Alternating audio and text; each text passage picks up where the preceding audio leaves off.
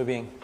Bueno, continuamos con el estudio en nuestra clase dominical. Estamos aprendiendo acerca del temor a Dios.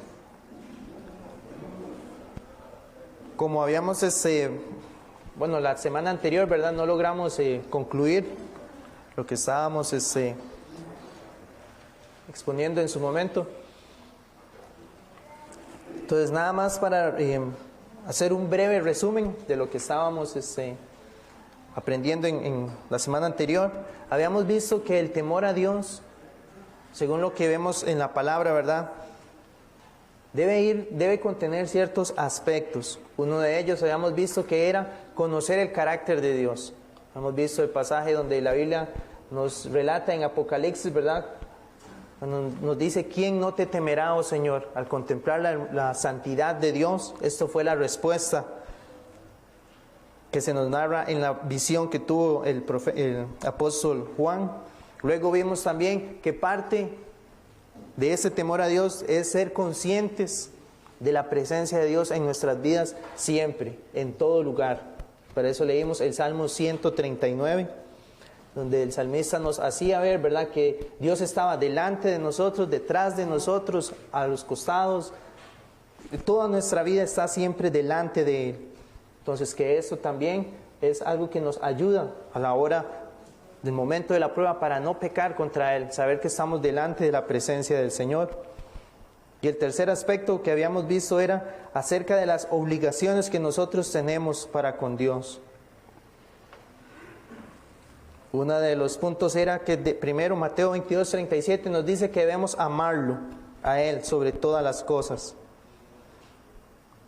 Entonces es una forma, una manera en la cual podemos evaluarnos. Si el temor de Dios está en mi vida, entonces estoy cumpliendo con lo que Él me manda en su palabra. Uno de los aspectos es amarlo sobre todas las cosas. Mateo 22:37 dice: Jesús le dijo: amarás al Señor tu Dios con todo tu corazón, con toda tu alma y con toda tu mente. Este es el primero y grande mandamiento. Entonces habíamos visto que nosotros necesitamos el auxilio de Dios para hacer esto, porque no es algo que el ser humano pueda producir de manera natural. El saber que Dios me manda a amarle. Entonces necesitamos el auxilio del Espíritu Santo, pero es parte de cómo el temor de Dios está en nuestras vidas. ¿Queremos obedecerle más a Él siempre? ¿Queremos amarle más a Él? Y luego y también esa era parte de lo que querían compartir, que obedecer a Dios es obedecer su palabra, ¿verdad? Que ahí es donde Él nos dice cómo debemos vivir. El Señor nos manda entonces, la palabra nos dice, a obedecer a las autoridades, tanto autoridades civiles como autoridades eclesiásticas que Él ha establecido. Y el ejemplo que tenemos es en Cristo. Filipenses 2:8 dice: y estando en la condición de hombre, se humilló a sí mismo, haciéndose obediente hasta la muerte y muerte de cruz. Y Hebreos 5:7 dice: y Cristo, en los días de su carne, ofreciendo ruegos y súplicas con gran clamor y lágrimas al que le podía librar de la muerte, fue oído a causa de su temor reverente. Y aunque era hijo, por lo que padeció, aprendió la obediencia. Entonces Él dice dice la palabra que fue oído a causa de su temor reverente. Si Cristo, el Hijo de Dios, en su encarnación, ¿verdad?, en su humanidad, fue esta la forma en la cual vivió, obedeciendo al Señor, obedeciendo al Padre. Recordemos que Él siempre decía: yo hago lo que el Padre me ha mandado, hablo lo que el Padre me ha dicho que debo hablar. Entonces también el creyente, al ver ese ejemplo en Cristo, debemos rogar al Señor que Él nos ayude entonces a obedecerle en su palabra. Entonces la pregunta es: ¿conocemos la palabra del Señor? Lo que Él nos ha mandado en la Escritura. Bueno, hoy parte de la enseñanza de hoy también vamos a ver y vamos a estudiar que Dios ha puesto esa ley en el corazón de su pueblo. Y luego también parte de las obligaciones que tenemos con Dios, bueno, amarle, obedecerle y confiar en Él plenamente. Hebreos 11:6 dice: pero sin fe es imposible agradar a Dios, porque es necesario que el que se acerca a Dios crea que le hay y que es galardonador de los que le buscan. E Isaías 50:10 dice: ¿quién hay entre vosotros que teme a Jehová y oye la voz de su siervo? El que anda en tinieblas y carece de luz, confíe en el nombre de Jehová y apóyese en su Dios.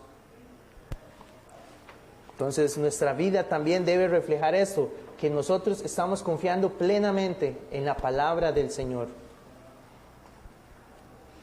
Esto lo veremos reflejado entonces al momento de nosotros estar en la tribulación, en la prueba o en la adversidad.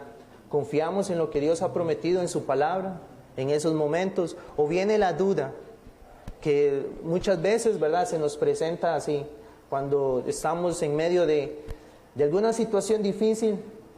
Satanás se aprovecha muchas veces, el enemigo, para hacernos dudar de nuestra fe, para hacernos creer si realmente estamos aferrados a una verdad, si lo que Dios ha prometido es cierto. Pero Dios dice que el que se acerca tiene que tener esta fe, que vamos a recibir realmente lo que Dios ha prometido en su palabra. Y eso es parte entonces de saber que el temor de Dios está en nosotros. ¿Por qué? Porque nos lleva a confiar plenamente en su palabra. No confiar en lo que yo pueda hacer o en lo que yo pueda pensar o creer que es lo más correcto, sino confiar en lo que Él ha enseñado y mandado en su palabra. Entonces, con esos tres aspectos lo que debemos tener presente, y hoy más adelante también lo vamos a repasar. Ser conscientes del carácter de Dios. Entonces tengo que conocerlo en su palabra, su santidad. Tener siempre claro que estamos delante de Dios a cada instante. Y segundo, cuáles son mis obligaciones con Dios. Entonces, todo esto, como les mencionaba, es parte de entender lo que debe contener el temor a Dios. Pero hoy vamos a ver cuál es la fuente de donde viene el temor a Dios. ¿De dónde surge esto? Entonces, como habíamos visto, Malaquías 1:6, ¿verdad? Es el pasaje que tengo como base al estudio. Dice: y si soy Señor, ¿dónde está mi temor? Dice Jehová de los ejércitos a vosotros. Entonces, el anhelo mío, ¿verdad?, y el deseo es que cada vez nosotros podamos, al hacer esa pregunta, ¿dónde está mi temor?, al hacernos esa pregunta, viéndolo en la palabra del Señor, que podamos decir que ese temor de Dios está creciendo en nosotros cada vez más. Que si antes vivíamos sin ese temor, bueno, debemos entender, primeramente así vive el hombre en su manera natural. Romanos 3:18 es lo que nos dice: no hay temor de Dios delante de sus ojos. Pero en el creyente, Dios ha empezado a hacer esa obra, a poner su temor, y es lo que vamos a ver. ¿Cuál es la fuente? La esencia de la piedad es el temor a Dios. Lo que nos dice 2 Corintios 7:1. Así que, amados, puesto que tenemos tales promesas, limpiémonos de toda contaminación de carne y de espíritu, perfeccionando la santidad en el temor de Dios. ¿Queremos vivir una vida más piadosa? Bueno, hay que perfeccionar la santidad en el temor a Dios. Y vean que les quiero dar un ejemplo. Colosenses 3:22, cuando el apóstol Pablo se dirige a los creyentes en Colosas y hablando específicamente a los que estaban en una condición de esclavos, les dice esto, Colosenses 3:22, siervos, y la palabra ahí es esclavos literalmente, obedeced en todo a vuestros amos terrenales, no sirviendo al ojo como los que quieren agradar a los hombres, sino con corazón sincero, y dice, temiendo a Dios. O sea, Pablo les estaba diciendo a los esclavos, lo que ustedes hacen en la condición que los tienen, que tienen amos a los cuales deben servir, él les dice, tienen que hacer eso, no como sirviéndole a los hombres, sino que tienen que hacerlo con el temor a Dios. O sea, en esa labor que debían realizar, ¿qué debía estar en ellos? Ese temor a Dios. Que así mismo entonces es lo que debe estar en el creyente en lo que realizamos en nuestra vida. ¿Por qué? Porque el temor a Dios tiene que permear todas nuestras actividades, ¿verdad? No se trata simplemente de reflejar eso aquí, ¿verdad? En la iglesia, cuando estamos reunidos todos como el pueblo del Señor, sino que realmente cuando estamos en cualquier lugar donde el Señor nos coloque, ahí es donde debe ser evidente en nosotros que nos conducimos con el temor a Dios. Pero lo contrario entonces también es cierto. La esencia de la impiedad es no temer a Dios. Como les leía en Romanos 3:18, no hay temor de Dios delante de sus ojos. Esa es la condición del hombre natural. ¿Por qué el hombre hace las cosas que hace en contra de Dios? Bueno, porque entendemos que en su corazón, en su vida, no ha experimentado el temor a Dios, en el cual primero debe reconocer y ver a Dios como ese juez que va a emitir un día un juicio en contra de él. ¿Por qué? Porque se ha rebelado contra su palabra. Que como habíamos visto, esto es lo primero que el hombre debe experimentar para acercarse a Dios. ¿Qué debe experimentar? El juicio, el saber que un día será expuesto ante el castigo y la ira de Dios. Pero el creyente, cuando Dios lo salva, no se queda ahí, sino que Dios lo lleva luego a tener ese temor, pero de reverencia, de gratitud al saber que Dios me ha salvado, y ese temor nos lleva a crecer en santidad. Exactamente.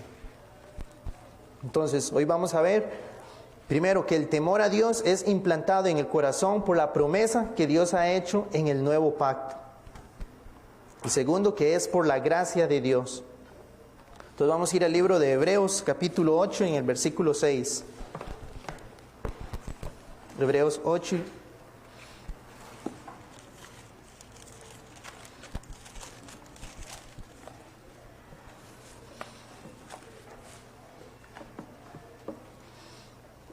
Muy bien, dice, pero ahora, tanto mejor ministerio es el suyo, cuanto es mediador de un mejor pacto, establecido sobre mejores promesas. Porque si aquel primero hubiera sido sin defecto, ciertamente no se hubiera procurado lugar para el segundo. Porque reprendiéndolos dice, he aquí vienen días, dice el Señor, en que estableceré con la casa de Israel y la casa de Judá un nuevo pacto.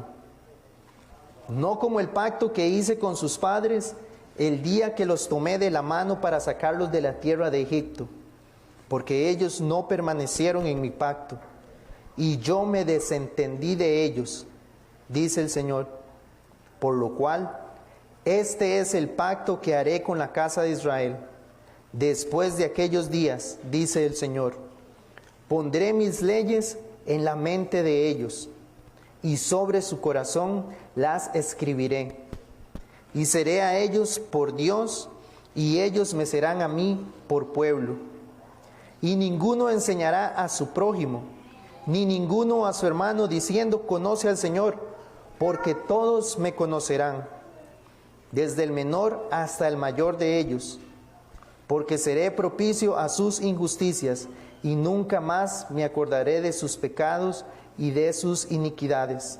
Y el versículo 13, al decir, nuevo pacto, ha dado por viejo al primero, y lo que se da por viejo y se envejece, está próximo a desaparecer. Entonces, hermanos, brevemente, nosotros creemos, ¿verdad?, que Dios en la antigüedad había establecido con la casa de Israel, bueno, con el pueblo de Israel, como aquí acabamos de leer, un pacto, que recordemos que ese fue el que Dios hizo cuando sacó al pueblo de Egipto, lo llevó al monte Sinaí. Ahí Dios les dio sus leyes e hizo un pacto con ellos en el cual, si ellos perseveraban en lo que Dios mandaba, Dios iba a cumplir también entonces lo que Él prometía. Había una condición que el pueblo debía cumplir, y si eso ocurría, entonces Dios iba a traer bendiciones sobre ellos. Pero somos conscientes, ¿verdad?, lo que nos enseña la Escritura, cuál fue el comportamiento del pueblo de Israel. Recordemos, no habían salido Dios los acababa de libertar de Egipto, y ya ellos, cuando estaban frente al Mar Rojo, ya estaban reclamando en contra de Dios. Habían visto todos los juicios que Dios trajo sobre Egipto con las plagas, y ya estando frente al Mar Rojo, ¿para qué nos saca? Para matarnos aquí. Entonces desde ahí ya se veía que la actitud de ellos no iba a hacer cumplir el pacto, porque inclusive luego Moisés también se los dice. Entonces ese pacto no iba a ser suficiente, porque ellos debían obedecer, pero no en su vida no era algo externo.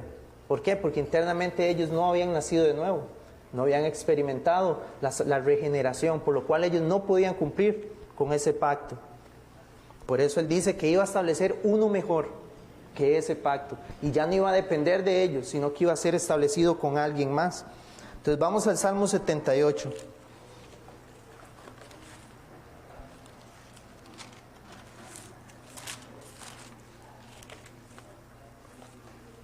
Aquí se narra lo que es el pueblo de Israel durante lo que fue en su vida en el Éxodo y en la tierra de Canaán. Pero quiero que leamos solamente algunos versículos donde Dios revela, ¿verdad? Y dice que ellos no guardaron el pacto. Dice, versículo 10 y 11, no guardaron el pacto de Dios, ni quisieron andar en su ley, sino que se olvidaron de sus obras y de sus maravillas que les había mostrado. Versículo 17, pero aún volvieron a pecar contra Él, rebelándose contra el Altísimo en el desierto. Versículo 32, con todo esto pecaron aún y no dieron crédito a sus maravillas. El 37, pues sus corazones no eran rectos con Él, ni estuvieron firmes en su pacto. Y el versículo 56, pero ellos tentaron y enojaron al Dios Altísimo y no guardaron sus testimonios. Entonces es claro cuál fue la reacción del pueblo.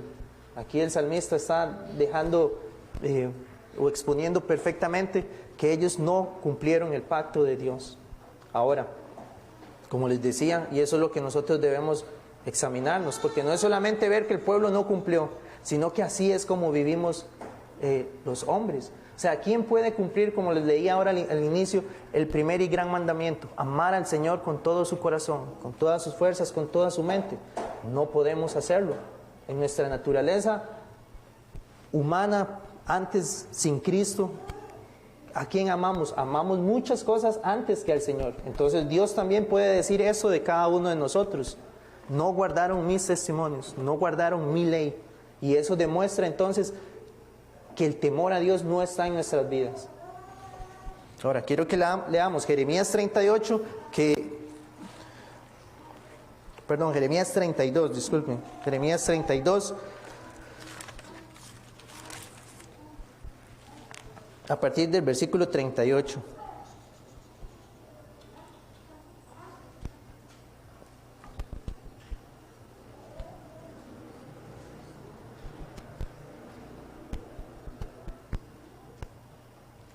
Muy bien.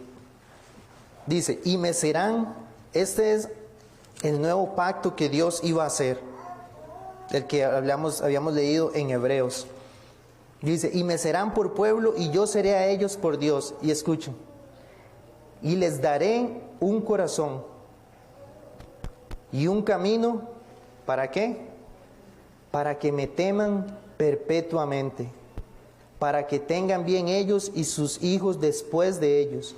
Y haré con ellos pacto eterno, que no me volveré atrás de hacerles bien. Y pondré mi temor en el corazón de ellos, para que no se aparten de mí. Entonces, hermanos, ¿cuál es la fuente del temor a Dios? Si hoy nosotros podemos decir, mi vida se conduce entendiendo quién es Dios, me conduzco entendiendo que estoy delante de Dios y entiendo qué es lo que Dios pide del hombre, cuáles son mis obligaciones con Él, que como vemos eso es lo que debe contener el temor a Dios. Si eso está en nuestras vidas es porque eso que acabamos de leer ocurrió en nuestros corazones. Dios nos cambió el corazón, porque eso solamente Él lo puede hacer. ¿Y para qué lo hizo? Y puso su ley, sus mandamientos en nuestro ser. Nos hizo ser conscientes de la ley delante de Él. Porque recordemos, la ley, ¿qué nos hace? La ley nos condena porque expone nuestro pecado. Eso es lo que Dios hace en el nuevo pacto. Esa ley de Dios me enseña, he pecado contra Dios, pero no me queda ahí, sino que me lleva a ver que hay una esperanza que Dios ha prometido. Cambiarme, cambiar todo mi ser, darme un nuevo corazón para ahora temerle. Pero ya no es ese temor de miedo, de terror. Recordemos que cuando Dios le da la ley a Israel, eso está en Éxodo 19, y bueno, hace unos meses también el pastor lo había expuesto.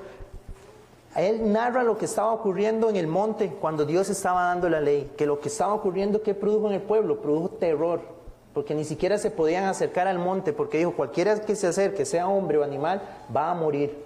Que nadie se acerque, dijo Dios. Dice que vea truenos, relámpagos, sonida de bocino muy fuerte, todo el monte humeaba. No se podían acercar al monte porque si no morirían. Entonces cuando Dios entregó esa ley, hubo terror en el pueblo. Y como les decía, al exponernos a la ley, existe ese temor, el temor del terror a Dios. ¿Por qué? Porque el ser humano lo experimenta como el Dios justo, como el Dios que debe derramar su ira sobre el pecador. Entendemos, la Biblia nos dice, Dios no tendrá por inocente al culpable. Y al exponernos a la ley, todos somos culpables. Entonces ahí está ese terror. No es un temor de hijo, como habíamos visto, sino es un temor de saber, viene el juez que me va a juzgar y yo soy culpable. Pero ¿qué es lo que ocurre? Bueno, ahí la gracia de Dios es la que nos lleva entonces a entender que Dios ha provisto la forma en la cual yo puedo ser libertado de ese juicio de Dios. ¿Con quién lo estableció? ¿Con quién se establece este pacto? Porque aquí Dios ahora no exige a nosotros, porque Él le pedía al pueblo, cuando dio la ley, que tenían que cumplirlo perfecto, ¿verdad? Esa era la condición, cumplirla. Pero ellos no lo hicieron y nosotros no lo hacemos. Bueno, la Escritura nos dice con quién fue establecido. Igual estos pasajes los recordamos cuando celebramos aquí el memorial de la Cena del Señor. 1 Corintios 11:25 dice, asimismo tomó también la copa, Cristo, Jesús, ¿verdad? Después de haber cenado diciendo, esta copa es el nuevo pacto en mi sangre. También Mateo 26 nos dice exactamente lo mismo. Entonces, es establecido con Cristo. Cristo es el que establece el nuevo pacto en su sangre. ¿Y por qué esto debe traer a nosotros alegría? Bueno, hermanos, porque el Señor es el que ha cumplido todas las condiciones.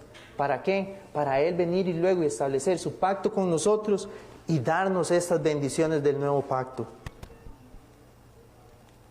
Cristo le decía a los apóstoles, ustedes, si su justicia debe ser igual o mejor, podríamos decir, que la de los escribas y los fariseos, tienen que andar perfectos. Pero Él sabía que los apóstoles, los hombres, no íbamos a poder cumplir esto.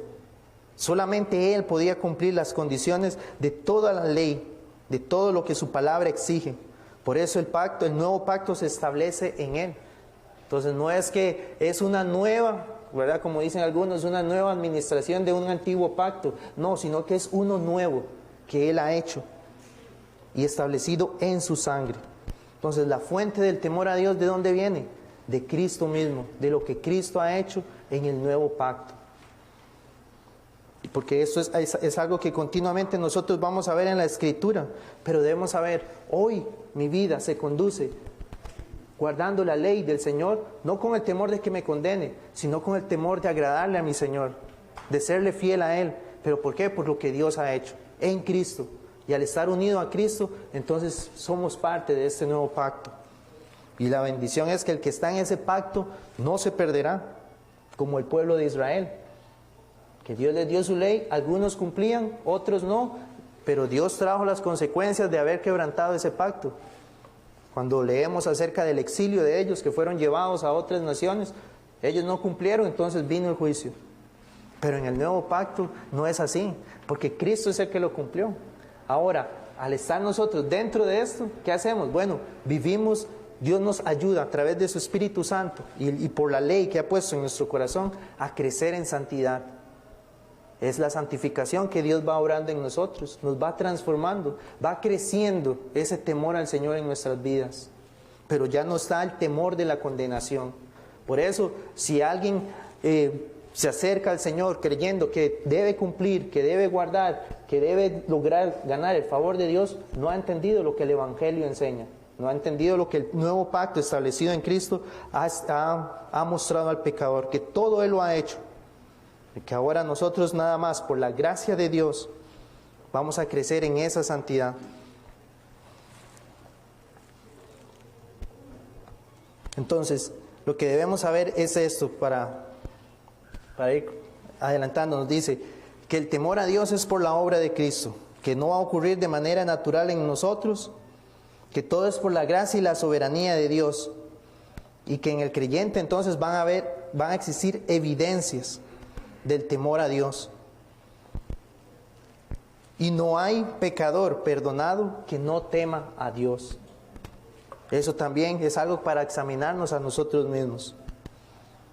Si estoy temiendo al Señor, mi vida va a dar frutos, que bueno, es el fruto del Espíritu, ¿verdad? Que se nos narra en Gálatas 5. Filipenses 2:13 dice, porque Dios es el que en vosotros produce así el querer como el hacer por su buena voluntad.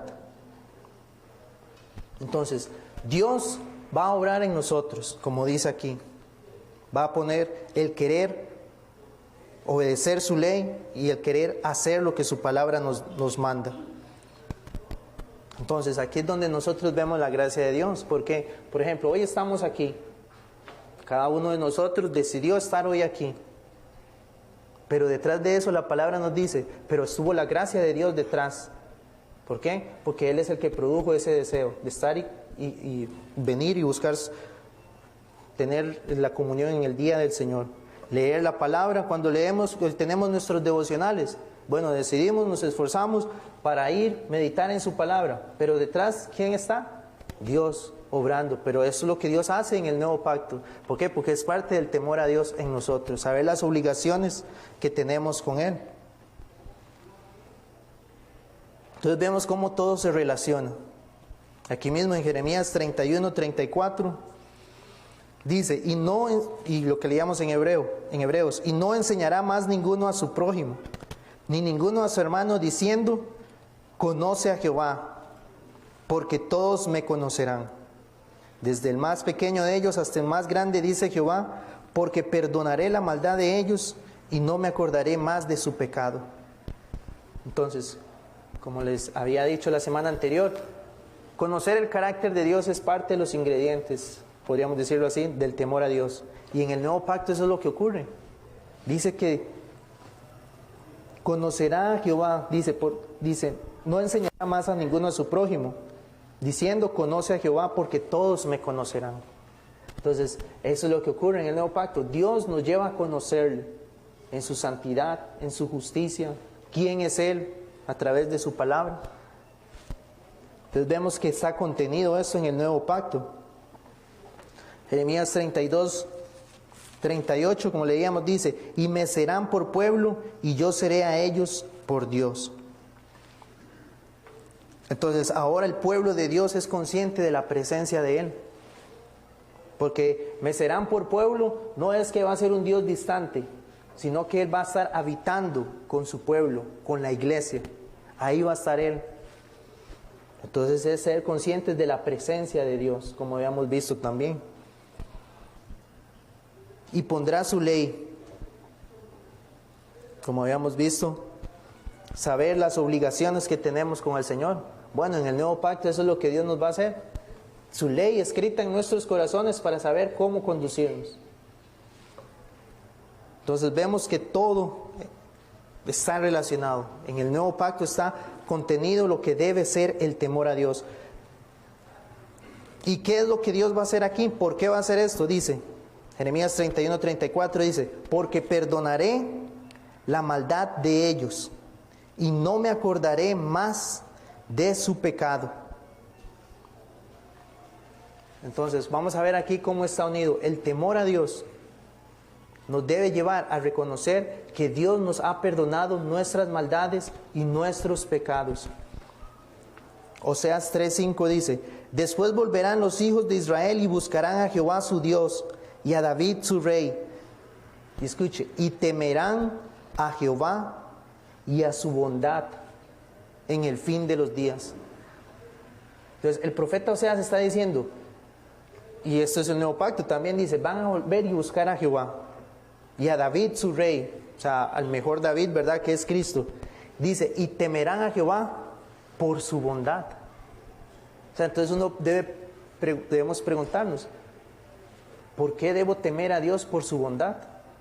Es lo que dice el profeta. Bueno, en lo que leíamos en Jeremías nos dice exactamente lo mismo. Dios en el nuevo pacto va a hacer todo lo que hemos visto, ¿verdad? Toda la obra que Él va a hacer. ¿Para qué? Para perdonarnos de nuestra maldad. Entonces vemos que está relacionado todo lo que Dios va a hacer, colocar su temor en nuestros corazones para perdonarnos. Por lo cual debemos temer esa bondad de Dios. Entonces quiero que leamos el Salmo 130.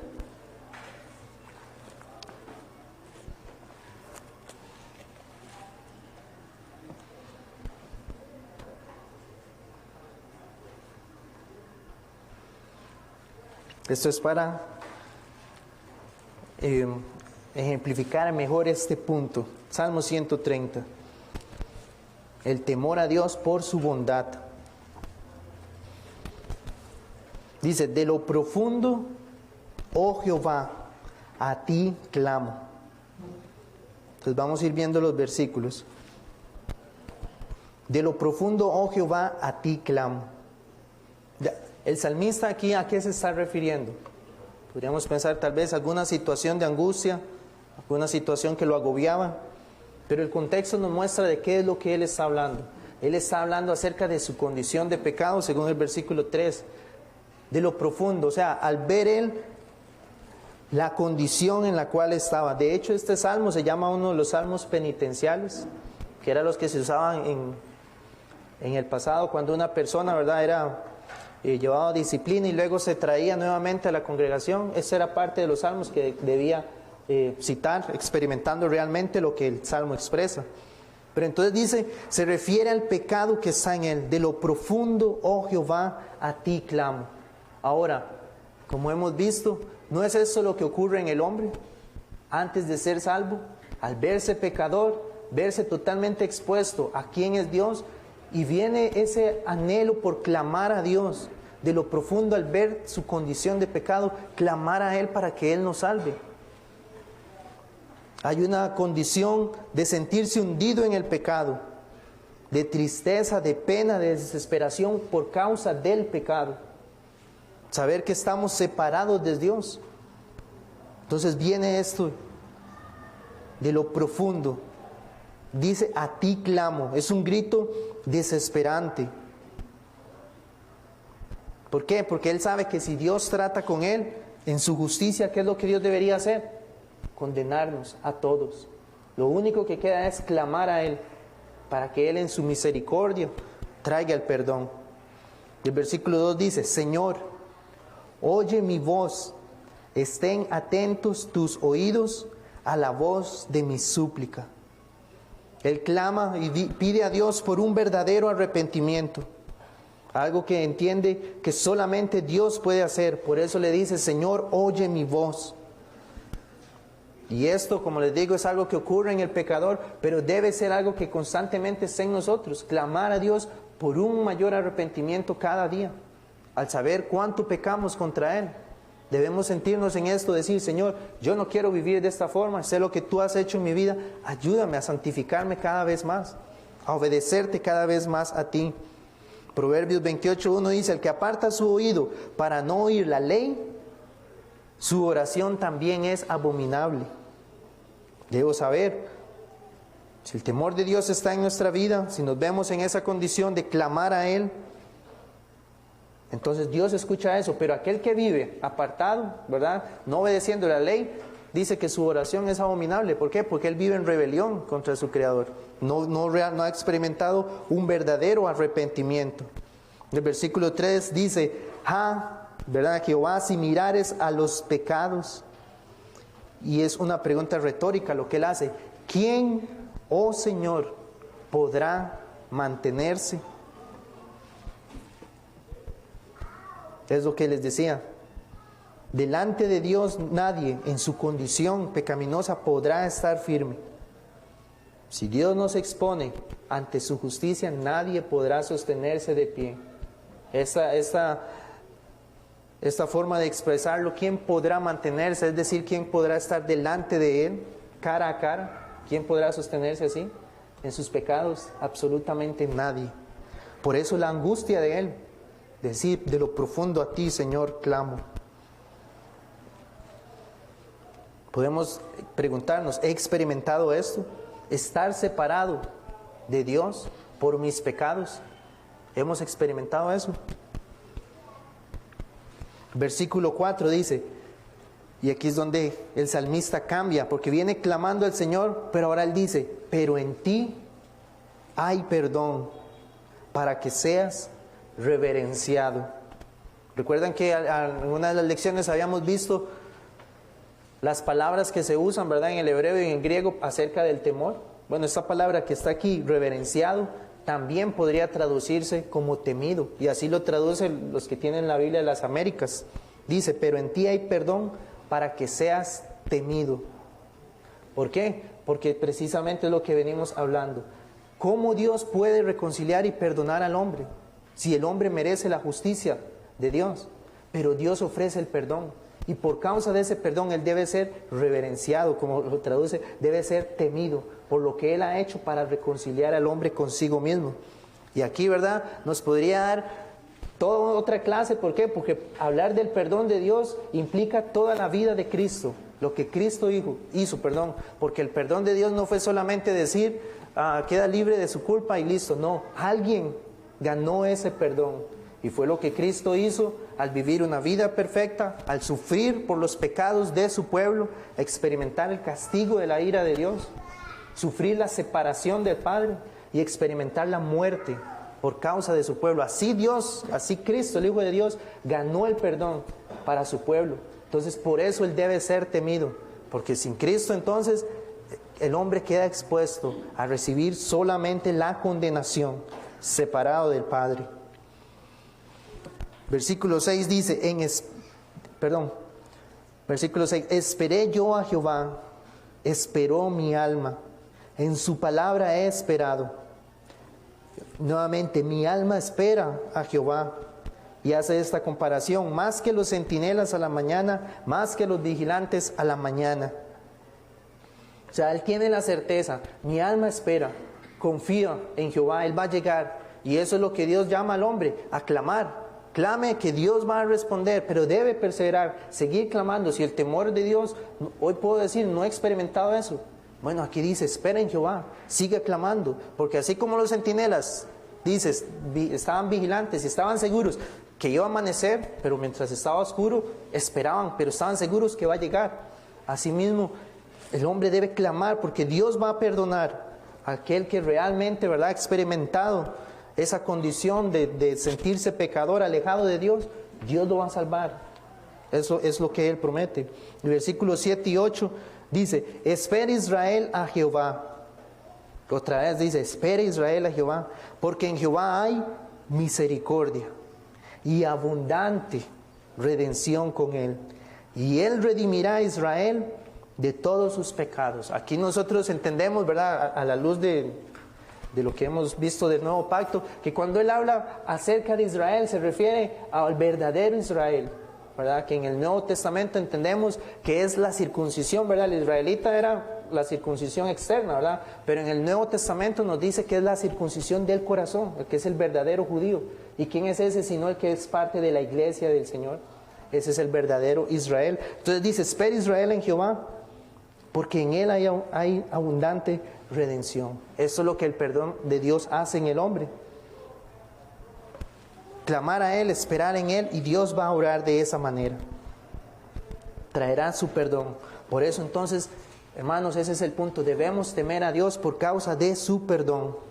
Aquí mismo el Salmo 40. Vamos a leer el Salmo 40, versículo del 1 al 3.